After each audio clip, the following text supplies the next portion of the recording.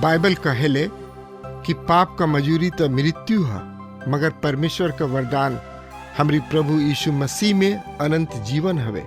हमनी का ऐसन काम कैले बनी जा जवन परमेश्वर के नाखुश करेला, जवन हमनी के दंड भोगे वाला पात्र बनौले बा। मगर बाइबल अनंत जीवन की ओर एगो सुघर रास्ता प्रस्तुत करेला। TWR इंडिया से प्रसारित कार्यक्रम जिंदगी की राह यही अनंत जिंदगी की खोज में चले वाला एगो कार्यक्रम है। कृपा करके सुनी देखें ताकि परमेश्वर आपकी जिंदगी में आपका रास्ता बतावे वाला ठहरस। प्रिय श्रोता, आज हम 10वां अध्याय के शुरू करे जा रहल बानी और 10वां अध्याय के मुख्य विषय है प्रभु यीशु एगो बढ़िया चरवाहा हमें। ई 7वां वचन है।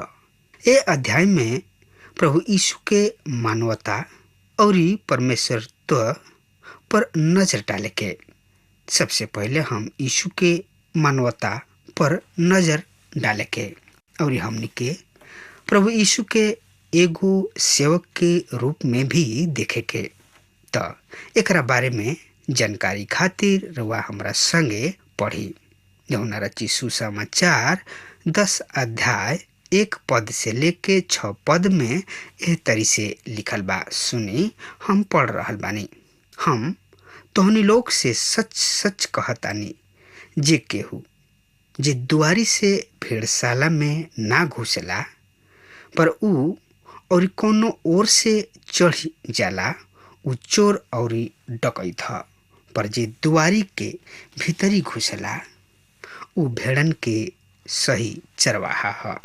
एहनी खातिर दरबान द्वार खोल देला और भेड़ उनकर आवाज सुने लिसा और ऊ अपना भेड़न के नाम लेके बुलावेलन और बहरी ले जाले।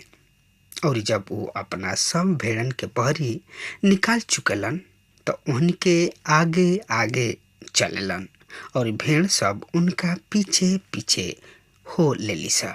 काहे कि भेड़ अपना चरवाहा के आवाज पहचाने लिसा और जाने लिसा। उन्हीं के दूसरका के पीछे ना जा लिसा पर ओकरा से भागे लिसा। काहे कि उन्हीं के दूसरका के आवाज खूब बढ़िया तरी पहचाने लिसा। उन्हीं के दूसरका के पीछे ना जा लिसा पर ओकरा से भगी हंसा। काहे कि दूसरका के आवाज चिन्हे लिसा। यीशु ओहनी के ई उपमा कहलन पर ओहनी लोग ना समझ पौले कि ई का बात ह जौन की हमनी से कह रहल बने। प्रिय श्रोता, यहाँ हम भेड़शाला के बारे में पढ़ रहल बानी। ई प्राचीन भेड़शाला आजकल के समय में भी देखे के मिलेला।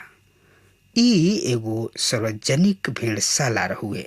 सांझी के समय ओह नगर के सब भेड़ बकरी के चरावे वाला अपना अपना भेड़न के और बकरी के ये सार्वजनिक भेड़शाला में ले आवत रहन और ओह भेड़न के वो आदमी के सौंप देत रहन जौन की वहाँ राती खानी ओहनी के रखवाली के खातिर नियुक्त होत रहे। और तब चरवाहा आपन आपन घरे राती खानी आराम के खातिर चल जात रहे लोग। फिर अगला फजीर खानी भेड़ के चरवाह आवे ओह आदमी के आपन परिचय देत और तब अपना भेड़शाला में घुसे के अनुमति देता और अपना भेड़ के लेके बहरी जा सकत रहे लोग। यहूदी भेड़ और भेड़शाला के विचार से भली भांति परिचित बानी। हम सबसे पहले भेड़शाला के द्वार पर दृष्टि तथा नजर डाले के। तब प्रिय श्रोता, भेड़शाला इस्राएली जाति के दर्शावेला। प्रभु यीशु कहलन कि ऊ भेड़शाला के द्वार से भीतर आयल बानी और ऊ आगे कहतलन जे द्वार से ना घुसेला उ चोर और डाकू ह। जे द्वार से होके घुसेला उहे भेड़ सबके सच्चा चरवाहा ह। इहवा प्रभु यीशु एगो अद्भुत दावा तथा अधिकार जता रहल बड़े।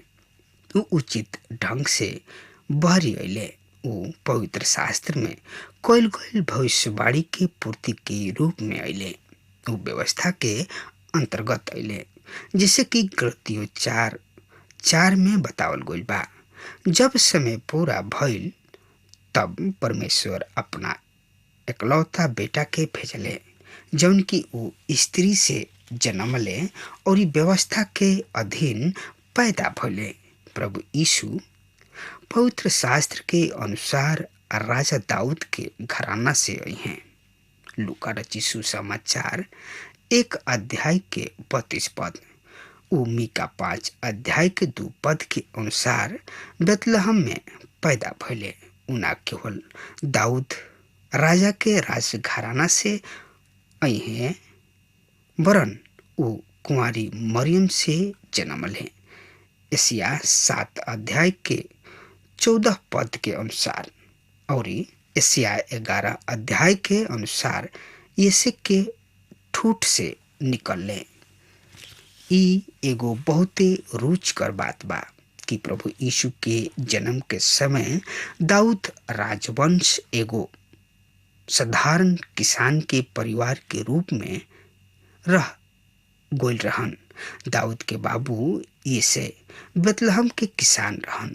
परमेश्वर दाऊद के इस्राएल के राजा के रूप में अभिषेक कइले, पर प्रभु यीशु के जन्म के समय ई राजवंश साधारण किसान परिवार रहे।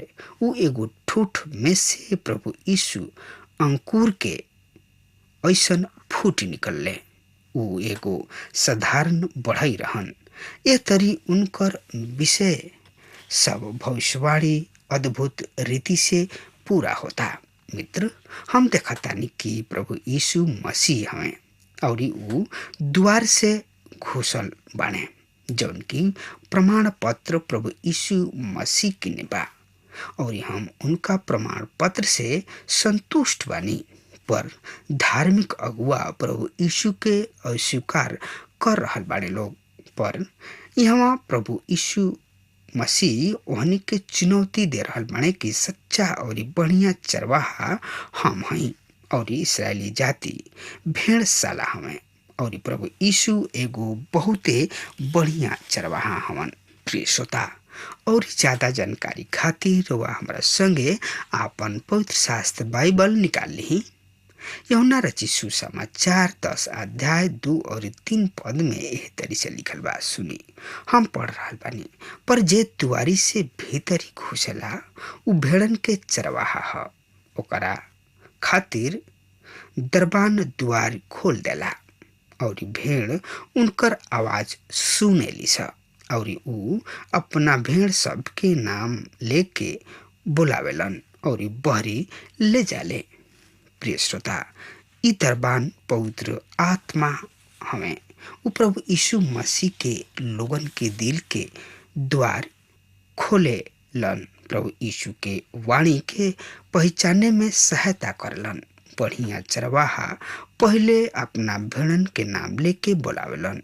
जब भेड़ इकट्ठा हो जाली सा त उ ओहनी के आगे आगे चललन और भेड़ उनका पीछे पीछे चले लागली सा।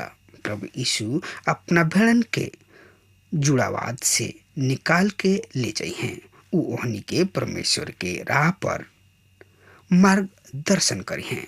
त श्रोता, रुआ हमरा संगे पढ़ी यूहन्ना रचित सुसमाचार 10 अध्याय 4 और 5 पद में एह तरी से लिखल बा। सुनी, उंघाई मत।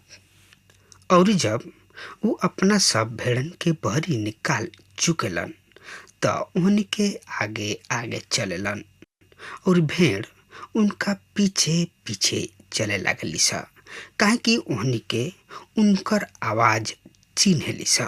उन्हीं के दूसरका के पीछे ना जाली सा, पर ओकरा से भागेली स, काहे कि दूसरा की आवाज खूब बढ़िया तरी पहचानेली स तथा चिन्हेली स। प्रिय श्रोता, प्रभु यीशु एह दृष्टांत तथा उपमा के दे तो कहले, पर उन्हीं के कुछ समझ में ना आइल। प्रिय श्रोता, चरवाहा अपना भेड़न के कैसे पहचानेली स? का कोनो खास चिन्ह के द्वारा? पर एकरा पर निर्भर नहीं कइल जा सकत। चरवाहा के ओकर भेड़ आवाज पहचानेली स। भेड़ द्वारा चरवाहा के शब्द ओहनी के आवाज पहचाने के क्षमता बा। अपना मुआर के आवाज सुन के चल देली स। इ क्रिया भेड़ और चरवाहा के संबंध के घनिष्ठता के दर्शावला। मित्र, करवा अपना चरवाहा के आवाज के पहचानी ना?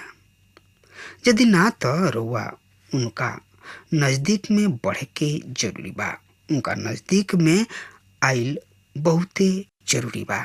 गौशाला के दुआरी के पश्चात हम देखब कि द्वार तो और ज्यादा जानकारी खातिर रउआ हमरा संगे यूहन्ना रचित सुसमाचार 10 अध्याय के 7 पद पढ़ी। एह तरी से लिखल बा, तब यीशु ओहनी से फिर कहलन, हम तोहनी लोग से सच कहतानी कि भेड़ के द्वारी हम हई। प्रिय मित्र, यहाँ प्रभु यीशु मसीह एगो दूसर वृत्तांत तथा उपमा दे रहल बाड़े। उ कह रहल बाड़े, हम भेड़न के द्वार हम हई। प्रभु यीशु ओहनी के द्वारी हमें, जौन की इसराइली के अलावा दूसर जात सब में से घुसे वाला बाड़े। जौना भेड़ के यहूदी भेड़शाला से निकाल दिहले स, ओकर द्वार प्रभु यीशु मसीह बन गइलन। तब यहाँ तीसर का कथन है, द्वार हम हई। 8 और 9 पद पढ़ी। एह तरी से ए अध्याय में लिखल बा, जवन लोग हमरा से पहले अइलन सा उ लोग चोर और डाकू रहन सा। ओहनी के सब भेड़ ओहनी के आवाज ना सुनली सा। द्वार हम हई। यदि केहू हमार द्वारा घुसी हैं तो मुक्ति पाई हैं और भीतर बहरी आइल जाइल करी हैं और चारा पाई हैं। प्रिय श्रोता, प्रभु यीशु भीतरी बहरी आवे जाए के द्वारी हवे। उ हमनी के बहुतायत के जिंदगी देवे खातिर अइले। चोर ए उद्देश्य से ना आवेला, चोर नाश करे के उद्देश्य से आवेला। तो आई सबसे पहले कि हमनी के प्रभु यीशु के चौथा कथन पर जाई जा। पहिल का है भेड़शाला के द्वार। प्रभु यीशु इस्राएली जाति के यहूदीवाद से बहरी निकली हैं। वो भेड़शाला से निकाले के द्वारी हमें। दूसर का है भेड़न के द्वार, जवन की यहूदीवाद से बिल्कुल बहरी बा। तीसर का है द्वार प्रभु यीशु यहूदी तथा गैर यहूदी सबके खातिर द्वारी हमें। वो मुक्ति के द्वारी हमें। चौथा का कथन है बढ़िया तथा अच्छा चरवाहा। तो और ज्यादा जानकारी खातिर वह हमरा संगे पढ़ी अपन पवित्र शास्त्र बाइबल में से यूहन्ना रचित सुसमाचार 10 अध्याय 11 पद से लेके 13 पद में एह तरी से लिखल बा, सुनी उंघाई मत। अच्छा चरवाहा हम हई। अच्छा चरवाहा भेड़ खातिर आपन जान दे देला। मजूरा जो ना चरवाहा ह उ ना भेड़ के मालिक ह। हुड़ार के आवत देख के भेड़ के छोड़ के भाग जाला और हुड़ार ओहनी के पकड़ लेला और छितिर बितिर कर देला। उ ऐसे भाग जाला कि उ एगो मजूरा ह और ओकर भेड़ के फिक्र नहीं खे। प्रिय मित्र, अब सवाल ई उठता कि प्रभु यीशु मसीह एक समय में द्वार और चरवाहा कैसे बन सकताड़न? हमनी के फिर भेड़शाला के सामने खड़ा होखे के होई। सही में भेड़शाला के केहू ऐसन द्वार ना रहे खोलल और बंद कल जा सके। फिर वो दरबान वो द्वार के राय के बीच राति खानी के समय द्वार बन के बैठ जात रहन। एह तरी उ द्वारपाल तथा दरबान खुद ही द्वारी रहन। प्रभु यीशु मसीह ऐसे कहताड़न कि द्वार और बढ़िया चरवाहा हम हई। उ खुद दुआरी हमें, उ द्वार पाल हमें, उ दरवाजा भी हमें, उ दरबान भी हमें। उ अपना विश्वासी लोग के बचावे वाला हमें। उ हमनी से आपन रक्षा ना करवावे चाहलन। उ एगो अच्छा चरवाहा हमें और भेड़ सब के बढ़िया से बढ़िया खाना देले। पवित्र शास्त्र बाइबल में यीशु के परमेश्वर के मेमना कहल गइल बा। अब रउआ कहब कि जब उ चरवाहा हमें तो मेमना कैसे हो जाइ हैं। यूहन्ना रचित सुसमाचार 1 अध्याय 29 पद में बतावल गइल बा कि उ परमेश्वर के मेमना हमें जौन की जगत के पाप के उठा ले जाले। प्रिय मित्र, उस सड़क से पृथ्वी पर अइले और हमनी के ऐसन बन गइलन। हमनी के जौन की भेड़ हई जा, पर उ चरवाहा भी हमें। जब उ मेमना हमें, ई उनकर मानवता ह, और जब उ चरवाहा हमें, ई उनकर परमेश्वर तत्व ह। केवल प्रभु यीशु ही हमनी के बचावे और हमनी के उद्धार करे के योग्यता रखेलन। कोनो दूसर आदमी हमनी खातिर ई सब कुछ नहीं कर सकत। वो सिद्ध मानव और सिद्ध परमेश्वर हन। त एकरा बारे में साफ साफ जानकारी खातिर रुआ हमारा संगे आपन पवित्र शास्त्र बाइबल निकाल लेहनी। हाँ, तो ओहमे देखी यूहन्ना रचित सुसमाचार 10 अध्याय के 14 और 15 पद में यह तरी से लिखल बा। अच्छा चरवाहा हम हई, जैसे बाप हमरा के जानताड़े और हम बाबू के जानतानी, वैसे ही हम अपना भेड़ के जानतानी और हमार भेड़ हमरा के जानताड़ी सा और हम भेड़ खातिर आपन जान देहिना। प्रिय श्रोता, हम यहाँ एगो सुघर रिश्ता के देख रहल बानी। ई एगो अत्यंत महत्वपूर्ण तथा खास विषय है। प्रिय श्रोता, आज एगो बहुते बरियार भीड़ के ऐसन देखले बानी जवन की भीड़ ईश्वर सबके उपासना करेले, जवन कि ओहनी के ईश्वर ना ही अपना उपासना करे वालन के जानेले और ना ही ओहनी लोग के एकर ओहनी लोग किने कोनो ठोस सबूत तथा प्रमाण नहीं खे। पर यहाँ प्रभु यीशु मसीह कहलन, हम अपना भेड़ सब के जानतानी और भेड़ सब हमरा के जानताड़ी सा। प्रेरित पौलुस फिलिपी 3 अध्याय के 10 पद में इच्छा आदमी करलन कि हम यीशु के और उनकर पुनरुत्थान के समर्थ के जानी। प्रिय मित्र, यीशु के जानना के अर्थ उनका से प्रेम कइल ह। यीशु मसीह के जानल हमनी के प्राथमिकता होके के चाही। दूसर शेष बात दूसरा नंबर पर होके के चाही। करवा प्रभु यीशु के आवाज सुनी ना। करवा अच्छा चरवाहा के जानतानी। ई उ चरवाहा हमें जौन की भेड़ सब के खातिर अपन जान देवे के दावा करेलन, अधिकार रखलन। हाँ, तो प्रिय श्रोता, अगर बढ़िया चरवाहा के रोवा अबही तक नहीं खींचन ले तो रउआ कान खोल के सुने ली। अच्छा चरवाहा प्रभु यीशु मसीह हमें। उनका से बढ़ के केहू बढ़िया चरवाहा ना हो कि अपना भेड़न खातिर चिंता करे, अपना भेड़न खातिर परेशानी में उठावे, अपना भेड़न खातिर जान दे। ऊ के ह? ऊ हमें प्रभु यीशु मसीह। ऐसे अगर हुआ हमार बात सुनतानी तो परम पिता परमेश्वर प्रभु यीशु मसीह की ने आई और उनका के स्वीकार करी, उहे राउर उद्धार, मुक्ति, मोक्ष दे सकलन।